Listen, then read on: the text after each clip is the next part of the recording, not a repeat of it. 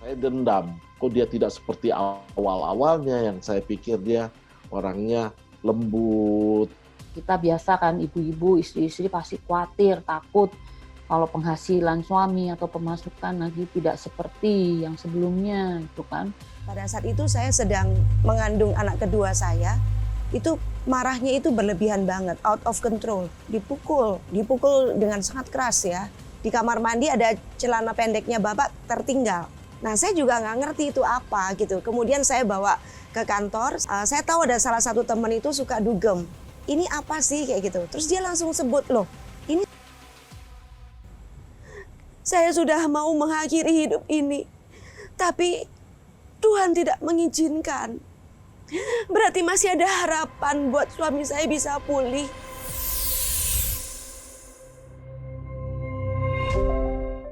Hari ini kita tidak hanya berbicara tentang pernikahan, tetapi tentang hati yang terluka di dalam sebuah rumah tangga.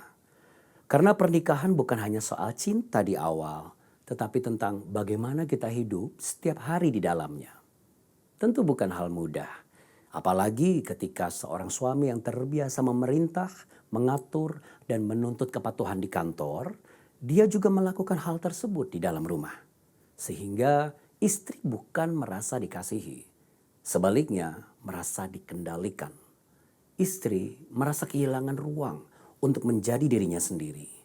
Jadi rumah yang seharusnya menjadi tempat untuk pulang, justru berubah menjadi tempat yang menyakitkan. Saya dan istri menikah, masuki pernikahan 24 tahun ini.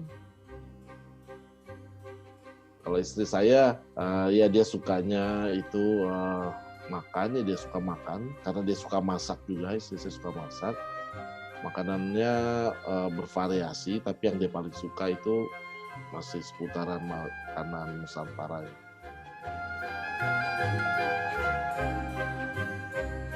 Dia memang suka semua western food ya, pizza, burger gitu kan. Dulu sih suka mencet odol. Nah saya kan rapi dari bawah, dia bisa dari tengah-tengah. Ya itu bikin saya kesel sih. Ini orang kok seenaknya sendiri gitu kan. Saya merasa semuanya baik-baik gitu, karir saya bagus, anak buah saya banyak sekali, sampai saya jadi memimpin sebuah perusahaan juga, itu semuanya tunduk gitu kan sama saya. Nah saya menerapkan itu di rumah, jadi kalau istri saya nggak sedikit aja sepertinya menganggap enteng saya nggak suka, saya marah. Kok kamu nggak mau hormati saya? Semua orang aja mau hormati saya, semua orang aja tunduk sama saya. Kok kamu nggak gitu? Itulah yang memicu banyak pertengkaran akhirnya terjadi.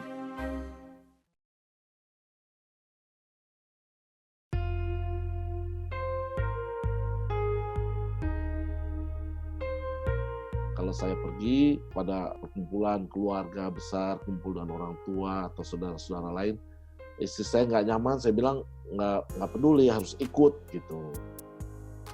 Kadang-kadang hal-hal kecil itulah yang membuat ada suka ribut, konflik gitu. Jadi kebiasaan-kebiasaan dia yang mungkin nggak pernah dilakukan atau nggak pernah ditanamkan dari kecil, ya itu terbawa lah.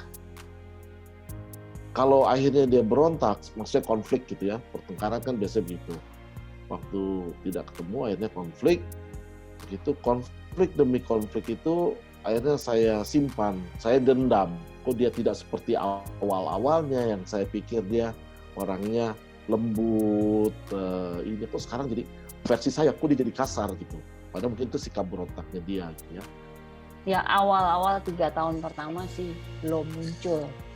Begitu masuk di tahun ketiga dan seterusnya sampai tahun ke-20 itulah pernikahan itu buat saya seperti saya masuk ke dalam neraka.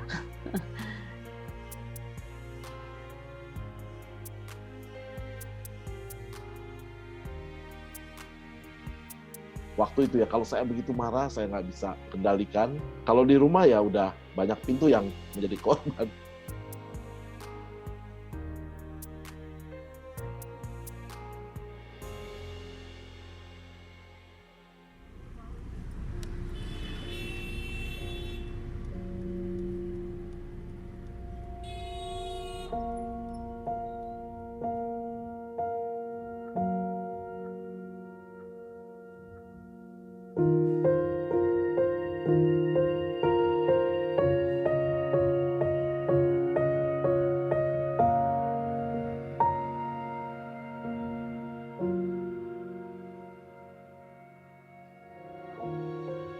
proses ini, saya di PHK pada waktu itu ya.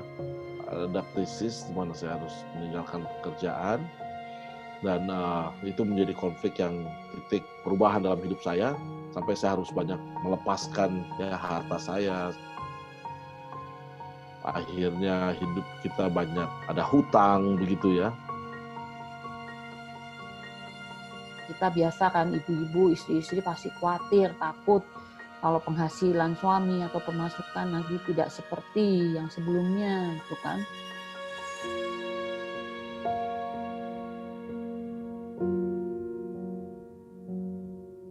Itu membuat saya depresi sangat berat. Saya nggak cerita ke orang tua saya nggak cerita ke teman-teman karena itu murni ada di dalam kepala saya. Tapi saya sudah memutuskan waktu itu, ya udah, saya mengakhiri hidup saya. Saya bercakap-cakap sama Tuhan untuk terakhir kalinya. Waktu itu saya pikir begitu. Disitulah momen dimana Tuhan tahu hati saya. Waktu itu saya memang berniat udah tinggal melempar badan saya ke bawah, saya memang udah loncat gitu ya. Tuhan itu datang sama saya, berbicara sama saya melalui hikmat yang Tuhan taruh di dalam pikiran saya.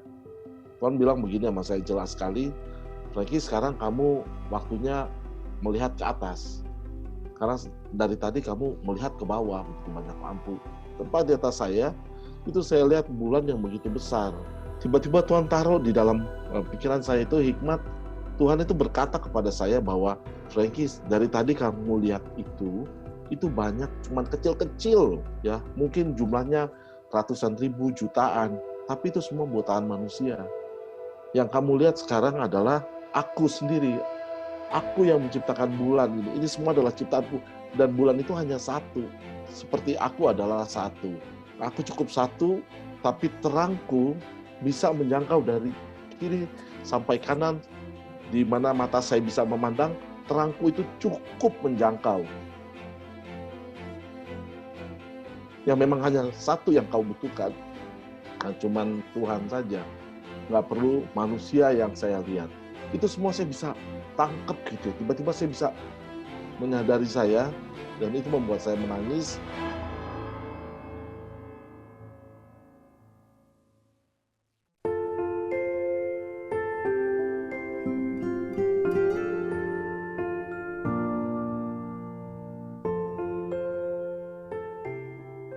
Sebenarnya untuk proses melepaskan ego itu memang kami tidak jalan sendiri, ada orang-orang yang menolong.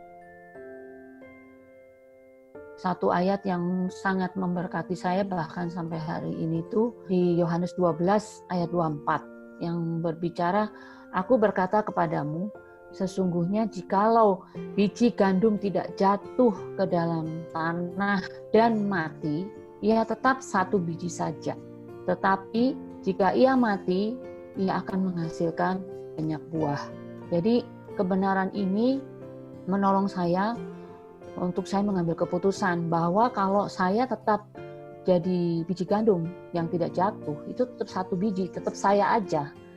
Tapi kalau saya mau mati, saya rela melepaskan ego, mematikan keinginan-keinginan saya sendiri, nah itu akan menghasilkan buah. Dan buahnya adalah selain perubahan hidup saya, perubahan hidup suami, perubahan hidup anak-anak.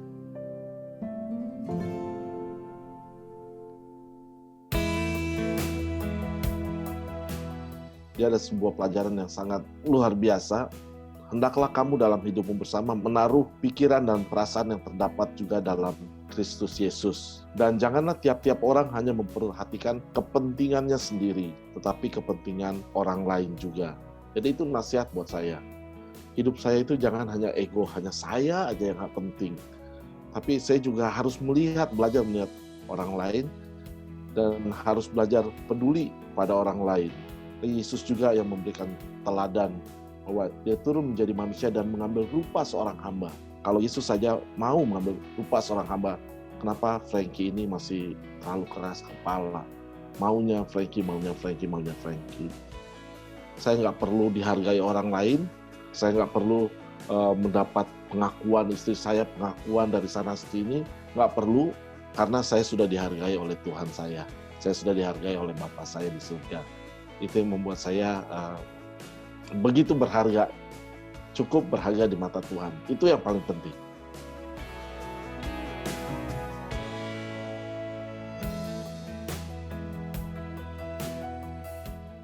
Thank you so much. Selama ini Papa sudah berusaha menjadi suami yang benar.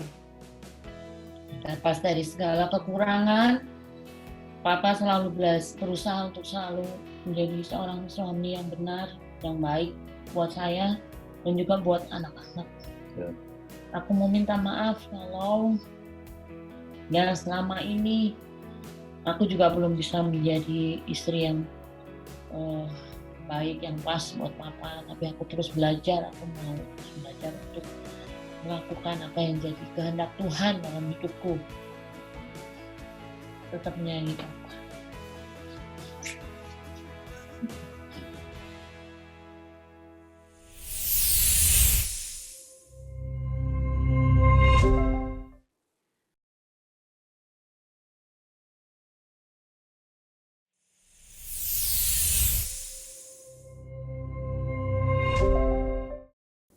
Saudara, konflik dalam pernikahan tidak selalu terlihat dari luar. Karena terkadang semua terlihat baik-baik saja. Namun di dalam rumah ada tekanan, ada ketakutan, dan ada pasangan yang merasa kehilangan peran. Apa yang terjadi ketika seorang suami kehilangan arah dan tidak lagi menjadi figur yang dibutuhkan keluarganya? Bagaimana seorang istri dan anak-anak bertahan dalam situasi yang boleh disebut teror bagi perasaan dan hati itu? Masihkah ada harapan bagi sebuah keluarga yang terluka?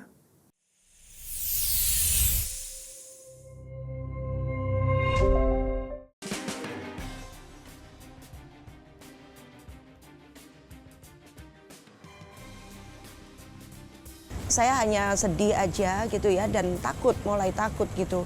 Dia bisa melakukan apapun kayak gitu.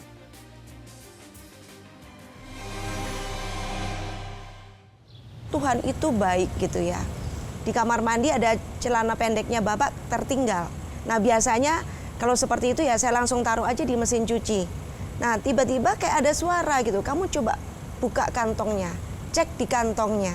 Seperti itu. Ya saya langsung periksa di kantongnya dan saya ketemu serbuk putih. Nah saya juga nggak ngerti itu apa gitu. Kemudian saya bawa ke kantor, saya kerja di bank. Saya tahu ada salah satu teman itu suka dugem. Gitu. Terus saya tanya sama dia, ini apa sih kayak gitu. Terus dia langsung sebut, loh ini.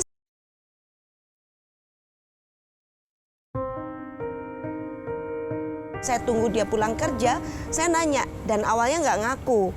Tapi ketika saya beberkan semua bukti-bukti, ya akhirnya ngaku.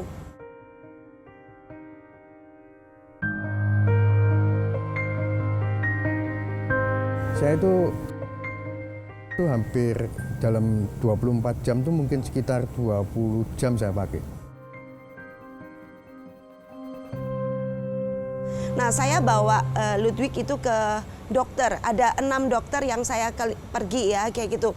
Dokternya itu mengatakan bahwa Pak Ludwig ini nggak mungkin pakainya baru.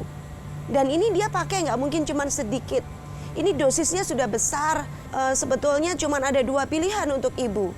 Yaitu kemungkinan terbaiknya masuk rumah sakit jiwa. Itu kemungkinan terbaik loh. Nah terus saya tanya, the worst-nya apa dok? The worst-nya meninggal. Jadi untuk ibu nggak ada pilihan sekarang, pilihannya cuman ibu mau pilih karir atau pilih suami. Nah saya bingung gitu loh, karir saya waktu itu lagi meningkat-meningkatnya di bank. Terus saya pikir kalau karir saya masih bisa dapat lagi ya. Tapi kalau suami hilang, meninggal, saya nggak ada lagi gitu. Karena saya sayang dia dari umur 14 tahun gitu. Akhirnya saya putuskan, oke, saya pilih suami.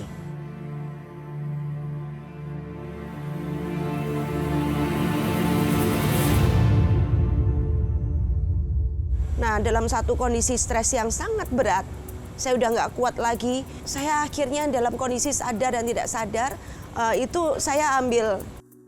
Dan saya cuman, ini masih ada bekasnya. Tapi kemudian saya udah nggak sadar. Nah, waktu saya sadar itu saya di rumah sakit, dibawa sama Ludwig. Terus suster tuh bilang gini, ibu tuh untung loh, ibu masih selamat. Harusnya ibu sudah meninggal. Karena itu urat nadi yang ibu itu masih ada satu yang istilahnya mempertahankan nyawa ibu. Hah? Saya cuman waktu itu berterima kasih sama Tuhan. Aduh Tuhan, ampuni aku. Saya sudah mau mengakhiri hidup ini, tapi Tuhan tidak mengizinkan. Berarti masih ada harapan buat suami saya bisa pulih. Dan sejak itu saya bilang, Tuhan, saya janji saya nggak akan lagi. Saya siap Tuhan. Saya siap dengan semua tantangan ini, saya akan hadapi. Saya akan temani suami saya sampai pulih.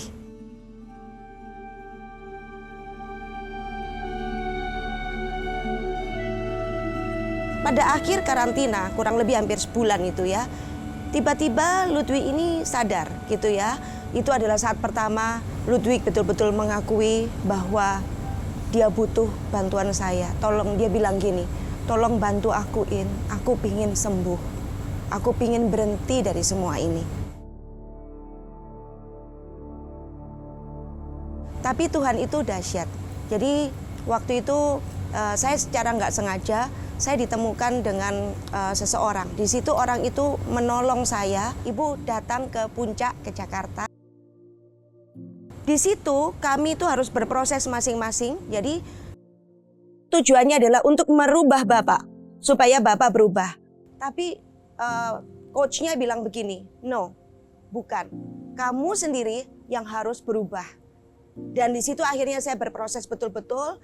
Saya pertama kali saya memutuskan untuk forgive and forget. Nggak mudah Pak. 7 tahun saya di KDRT seperti itu. Saya masih ingat momen-momen saya harus minggat dari rumah, bawa anak saya kecil 2, nggak bersepatu, nggak pakai sandal. Kami lari keluar dari rumah hanya karena menghindar dari bapak marah. Itu tergambar terus, tapi saya harus memaafkan. Jadi kalau mau ditanya, kenapa saya mau melupakan? Forgive and forget. Karena cuman hanya itu, ketika orang bisa memaafkan, itu yang akan mengundang miracle. Itu yang akan mengundang keajaiban. Beliau juga bilang, oke In, aku juga minta maaf. Dia gandeng saya begini di acara itu, In, aku juga minta maaf. Yuk kita mulai lagi semua dari yang baru.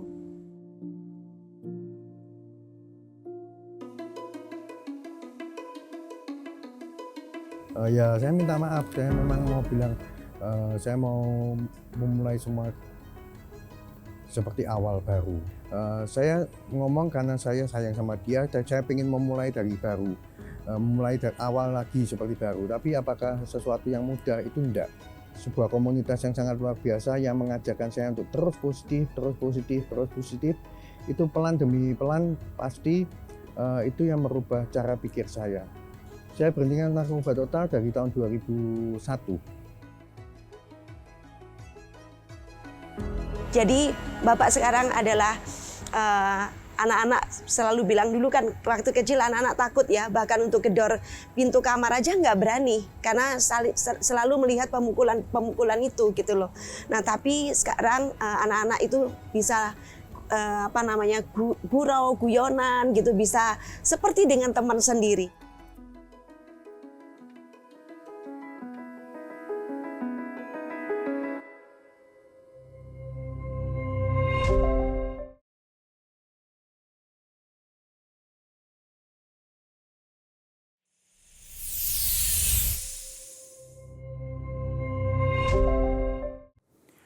Saudara, dalam kenyataan hidup ada suami yang terlalu dominan hingga melukai pasangannya.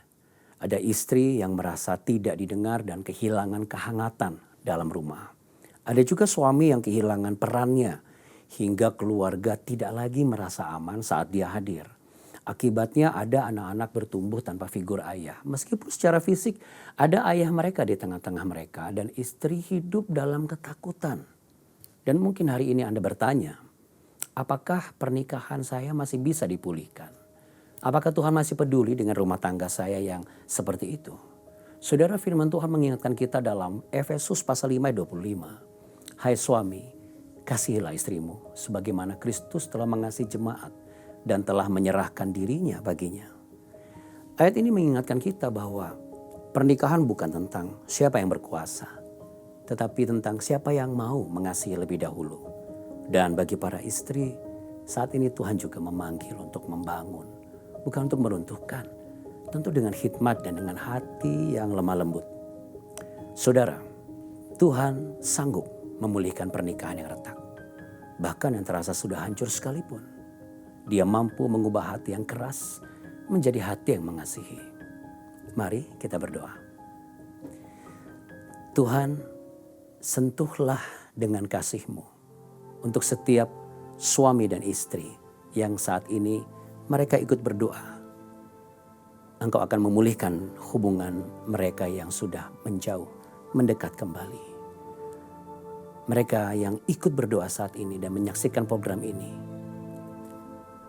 dikuatkan dan dipulihkan dari rasa bersalah, dari rasa terluka, agar setelah program ini mereka bisa meresponi panggilan-Mu, yaitu untuk didoakan oleh hamba-hamba Tuhan yang siap mendoakan mereka, untuk kembali berjalan bersama dengan kasih-Mu yang mendatangkan mujizat bagi setiap rumah tangga.